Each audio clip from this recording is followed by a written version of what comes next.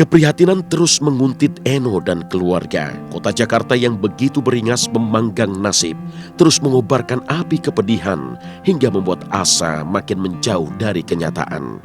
Namun di antara jejak nestapa yang ada, Tuhan membukakan jalan buat keluarga kecil ini lewat kunjungan seorang tamu. Dialah si pengubah nasib yang memutar Eno menjadi biduan cilik sekaligus menepikan hasrat sang bunda sebagai biduan dangdut. Jadi suatu saat tuh salah satu kerabatnya papa datang ke rumah, itu namanya Om Didit Pri. Itu aku lagi datang main ke rumah gitu. Kayaknya ya mama tuh pengen jadi penyanyi kalau nggak salah, pengen rekaman deh, aku nggak ngerti gimana ceritanya. Terus si Om Didit tuh datang ke rumah lah. Pas lagi itu tuh aku lagi nyanyi di kamar mandi.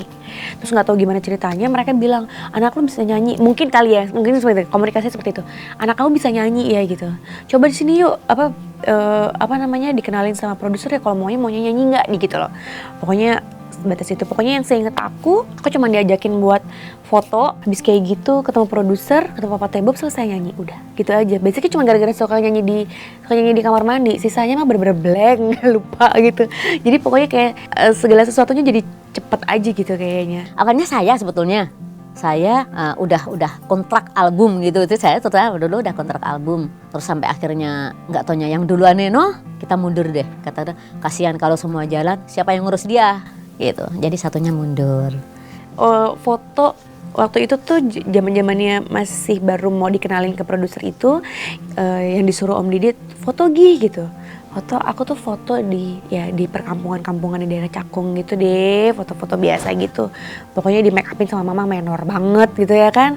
Dulu zaman-zaman tahun 90-an tuh kan yang paling ngehits poni yang ketinggi gitu. Masih anak kecil ngebob pula poninya tapi tinggi banget kayak pengen dangdut. Emang dari susah ya mak penyanyi dangdut ya kan. Jadi bawaannya anaknya juga ditampilnya kayak dangdut gitu. Itu yang paling inget, aku yang kesel gitu kayaknya aduh tinggi banget gitu. Pokoknya sesakannya tinggi gitu, aduh anak kecil gitu kan sesakannya tinggi. Udah dari situ gak lama kemudian aku kenalan sama Papa Tebob, ketemu sama Papa Tebob, cuma disuruh nyobain nyanyi. Coba deh kamu nyanyiin lagu ini, nyanyi apa ada lagu. Dulu tuh aku tuh inget banget aku nyanyi lagunya Puput Melati kalau nggak salah, disuruh nyanyi ya Puput Melati. Aku kan salah satu fansnya Puput Melati ya kan ceritanya. Terus aku nyanyi itu lagu, ya udah nggak lama kemudian tiba-tiba aku rekaman aja udah. Itu yang ini bapaknya yang, teman aku yang naruh. Coba Eno disuruh datang ke Record dulu. Hari ini sekian kita nggak ikut, bapaknya aja kita di rumah dah ngelus dada. Gimana gitu kan. Sama bapaknya diajak ke studio. Ya taunya di rumahnya bosnya tadi, tadi di rumah itu ditemukan dengan Papa Tebob. Suruh nyoba lagu. Papa Tebob senang, semuanya senang. Ya langsung jalannya ini banget gitu loh, nggak ada proses yang bertele-tele gitu. Bilik rekaman sudah di depan mata, maka melangkahlah Eno ke sana sebagai penyanyi anak-anak. Sungguh, jalan ini begitu mengejutkan hingga membuat Eno tertegun tak percaya. Ia serasa tidur di kasur mimpi berbantal hayalan. Namun kehadiran lagu Nyamuk Nakal serasa menyadarkan Eno bahwa semua ini nyata dan bukan mimpi.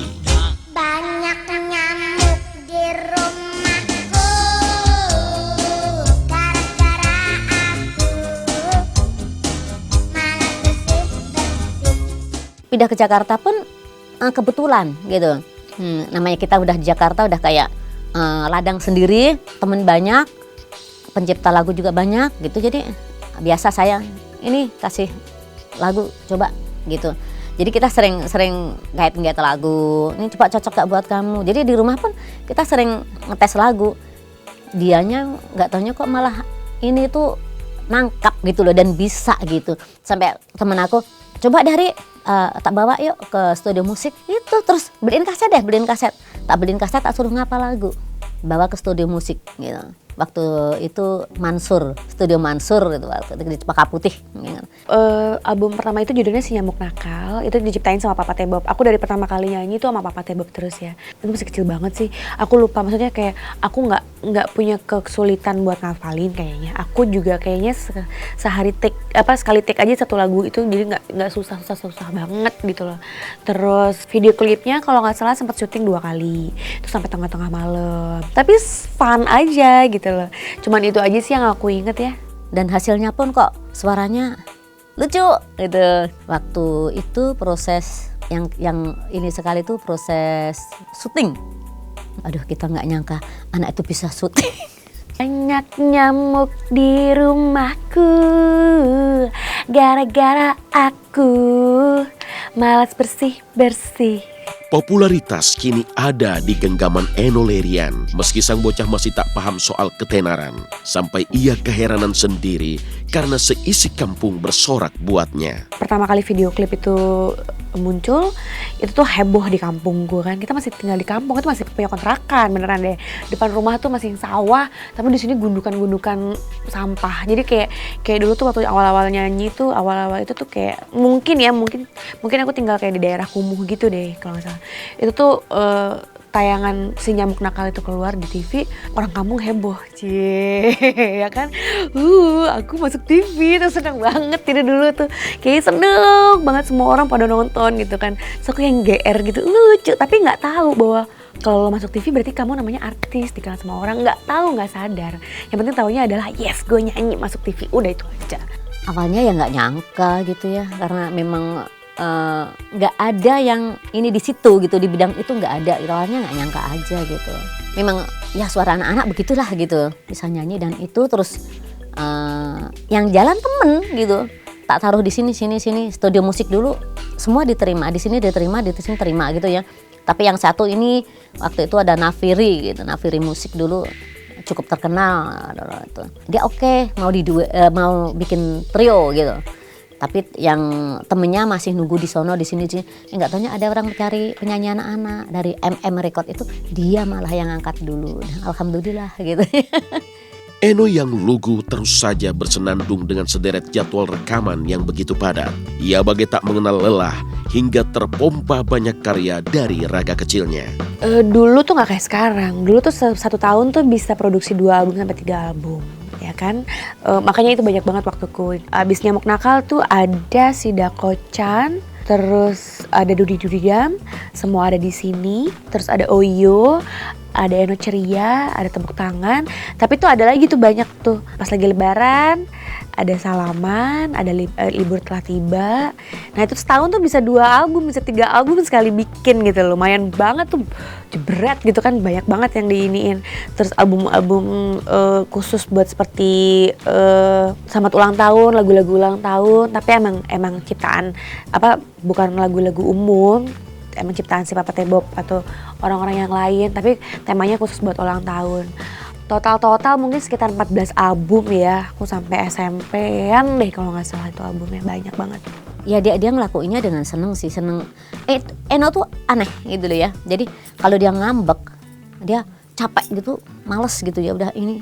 Tapi kalau udah di panggung, udah ini beda, itu hilang semua gitu. Karena memang iya, aku udah capek, aku ini ngantuk gimana. Tapi nggak juga sih kalau waktu memang dia harus tampil, dia siap sih gitu. Tapi memang dia capeknya ada gitu. Terus yang susahnya baju nggak mau diatur. Namun tak selamanya popularitas menyenangkan hati. Enno pun merasakan gundah gulana sebab ia tak lagi bisa bermain, juga bersendau gurau dengan rekan-rekannya. Enno kecil merasakan surga kehidupannya tercerabut dihempas topan popularitas. Masalah yang dulu aku rasain cuma satu. Kenapa sih kalau hari Sabtu sama Minggu harus nyanyi mulu gitu loh. Nggak ada waktu buat main gitu loh, main sama teman-teman. Itu yang paling aku rasain sih kayaknya. Masalah anak kecil cuma satu, pengen main. Aku nggak tahu di balik itu apa yang terjadi sama orang tua aku gitu. Maksudnya ya, mereka kan yang lebih tahu secara manajemennya. Atau mereka lebih tahu secara aku harus ini harus itu segala macam. Aku kan enggak, karena yang aku tahu adalah aku pokoknya senang-senangnya itu adalah syuting sama nyanyi. Dan aku ngerasa saat aku syuting sama nyanyi, aku kehilangan momen waktuku buat bermain sama teman-teman. Kalau lagi capek aja gitu, dia itu ngapain sih mah, kok itu mah gitu. Apalagi awal-awal, itu ngapain sih orang-orang pada datang, itu ngapain sih pada minta ini gitu. Tapi setelah berjalannya waktu dia udah tahu itu gitu. Aku kesel gitu loh, aku kesel satu-satunya aku kesel kok sehari tuh bisa nyanyi 3 tempat, sehari bisa nyanyi 2 tempat, 4 tempat gitu yang benar-benar nggak ada waktu buat nyanyi. Dulu pertama kali yang aku bikin kaget, aku itu udah punya album ya, si Nyamuk Nakal. Itu nyanyi di Taman Mini atau di Cibubur ya, aku lupa. Nyanyi di Taman Mini, itu penontonnya banyak banget sama mereka tuh datang ngerubungin aku, terus aku yang kaget, kayak kesel gitu loh. Aku yang seingat aku yang kok Ini ngapain sih pada ngerubung-rubungin gue gitu kan istilahnya. Ngapain sih gak suka gitu loh, ngapain sih dikerubungin. Dan itu bener-bener panggung tuh isinya anak-anak semua kecil gitu. Dan aku nyanyi cuma dengan kakunya, kaku karena apa ya, karena kesel.